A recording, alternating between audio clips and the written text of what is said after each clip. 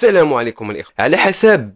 أخبار اللي خرجت من داخل أسوار الرجاء، تم استبعاد اللاعب معز بن الحاج من لائحة فريق الرجاء لأنه ضعيف في الاحتفاظ بالكرة تحت الضغط، يعني لا يتماشى مع سياسة الفريق الأخضر. ورسميا فيصل فجر كيعلنها رسميا ومن تلقاء نفسه انه باغي الانضمام في الميركاتو الشتوي الى القلعه الخضراء من بعد ما رفضوا لسعد الشابي في الانتقالات اللي دازت، وكنتمناو الصفقه ديالو تتم لانه لا الجمهور ولا اللاعب باغي الانضمام ديالو. وبوفال اللي خرجت اقاويل باللي الرجاء كتفاوض بوفال، حتى لدابا ما كاين حتى شي حاجه رسميه بانه بوفال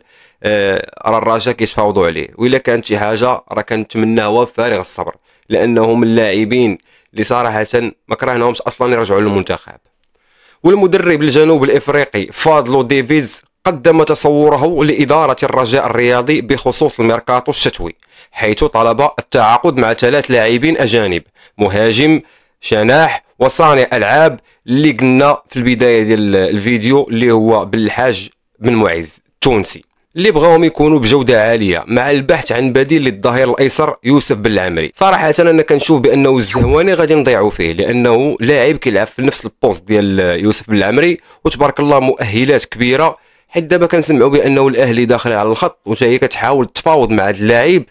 وصراحه عنده هو انتماء رجاوي وباغي يجي للفرقه، وشحال من خطره كيبينها، ولكن ما عرفتش. انا سمعت القيمه السوقيه ديالو وصلت ل 500 مليون. واش ما نقدروش نشريو لاعب اللي باقي صغير وغنشريوه ب 500 مليون وغادي نقدروا ندو به القاب، لاعب ذو مستوى عالي، غادي 20 عام يعني غيلعب معاك على القليله واحد 10 سنين،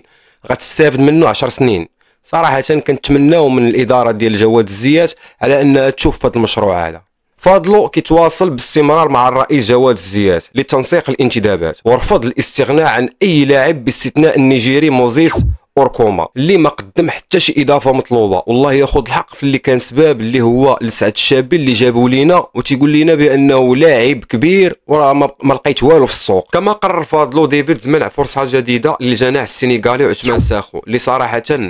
قلب المباراه في الماتش ديال الكوكب المراكشي، اللي كان من المساهمين باش خدينا هذيك ضربه الجزاء، لانه لولا المدرب والفطنه ديالو انه يدخل لك الساخو ويدخل الدراري ديال البونتوش اللي